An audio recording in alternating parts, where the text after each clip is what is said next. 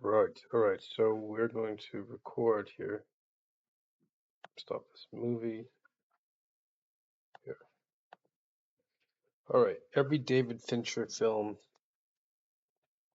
thus far ranked. I think these are all directorial. To be in perfect honesty, Fincher hasn't made that many movies. Like Spielberg has made what, like three or four times as many movies. But that's Spielberg. Fincher, what is this? One, two, three, four, five, six, seven, eight, nine, 10? Yeah, six and four. Anyway, so I'll get Panic Room out of the way because I've seen this on last. I saw this once on TV, and I remember it stars Jodie Foster. It's kind of neat, but or it might not even be Jodie Foster. I think it is Jodie Foster. Um,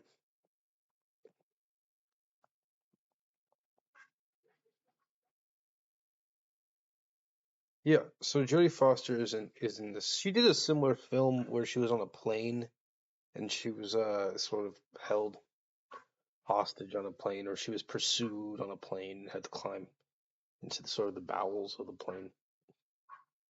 It's the same concept. I remember this film being sort of slightly enjoyable, mostly passable. So I would squarely put it at a C. Honestly, I'm going to put it at D because it was rather predictable, sort of cheap shock value film, staid plot devices, uninspired dialogue. Uh, it didn't come off as very clever. It came off as sort of derivative. I felt like maybe like some kind of John Carpenter film, or maybe even David Cronenberg or something. But like it felt like it had this sort of slasher horror cheap thrill, um, sort of non-appeal. Um, because David Fincher really can make can, can craft a compelling story. Anyway, up next is Fight Club. Fight Club is going to be S, I think.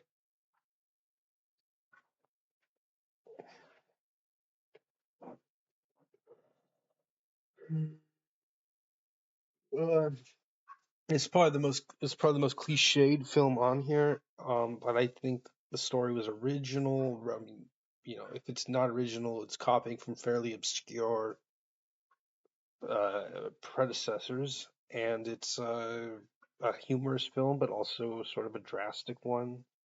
I wouldn't call it dramatic, but it's bombastic for sure, and it has a moral sort of ring to it, which not a lot of films do um, in this day and age, and this one certainly did. So I think it's S for what it was. It's very conceptually intriguing, somewhat rich in dialogue. Uh, the acting is impressive. I give it S. Yeah, I think the editing and from what I remember, even the cinematography was pretty spot on. So a well-rounded film. Similar to Fight Club is seven. However, I will not give seven S. I give seven an A, or maybe an S minus, because it's not it's incredibly thematic, even more so than Fight Club, but it's also a little more predictable up until at least the twist at the end. It kind of got sort of an obtuse pacing to it. It's a caper for the most part, right? So it feels like you're being sort of zigzagged in and out of a connect the dots rhythm where they find the seven.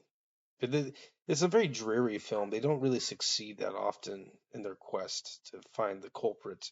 However, um, it is conceptually very intriguing, just like Fight Club. And the other thing that makes Seven interesting, but I think also kind of demotes it, is that it's supposed to be all shot in New York City or set in New York City, but you'll notice that it's very obviously in Los Angeles. And in fact, when they drive outside to to once they arrest the villain, the perpetrator, they drive him out into the desert to pick up his some item or whatever. And it's like, how could you drive from New York City to the desert in a matter of 30 minutes or whatever it was, an hour? So New York City to the, California desert in 1 hour, right? Not the best continuity. However, the film, it transcends its limitations. It's more than the sum of its parts. It's a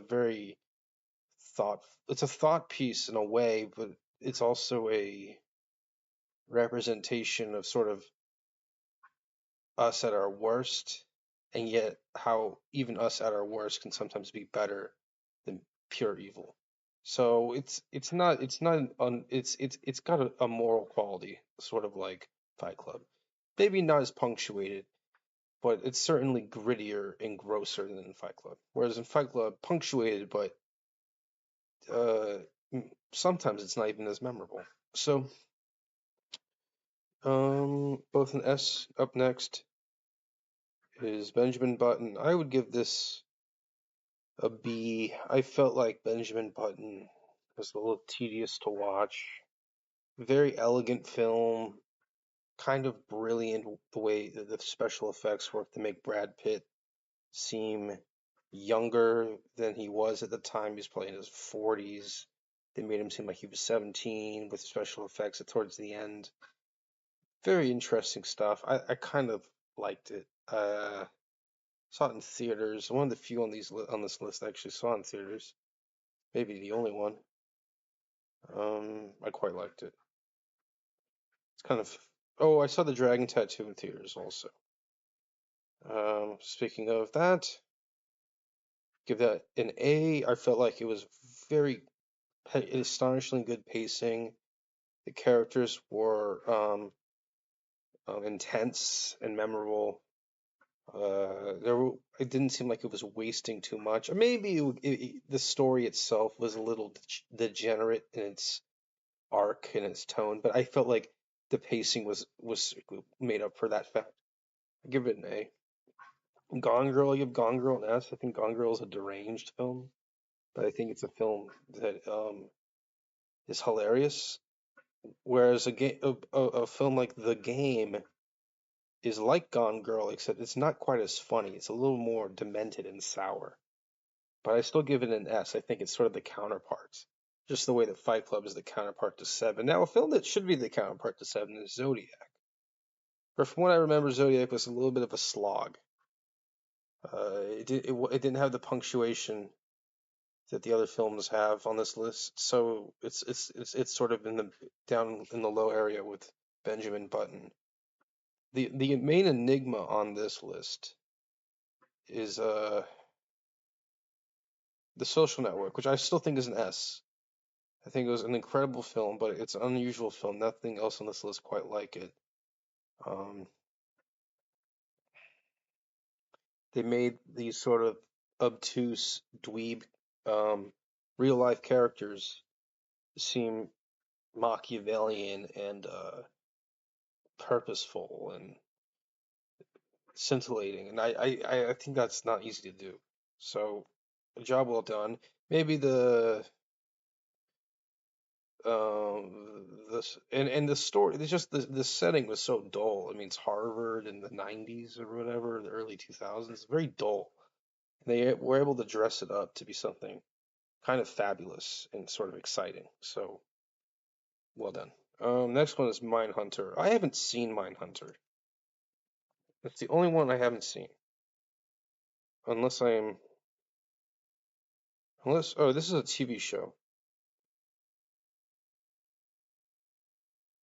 I don't think this counts.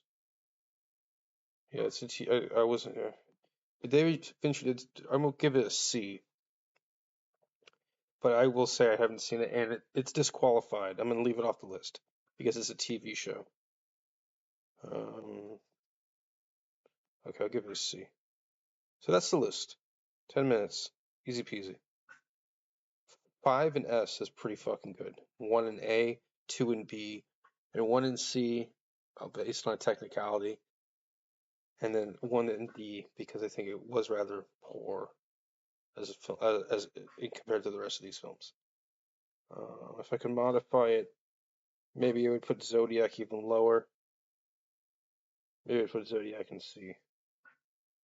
But I think I would has the same replay value that Benjamin Button has. Benjamin Button might even be kind of worse in the sense that it's more of a slog, but it's also a more subtle film, a more poignant and curvaceous, well-rounded film. Whereas the Zodiac is kind of a slop and chop, but that's what mechanically works for it. That's sort of the appeal. Is it's sort of it's a dine and dash sort of throwaway movie. And it could be some movies like that. I think Girl with the Dragon Tattoo is like that.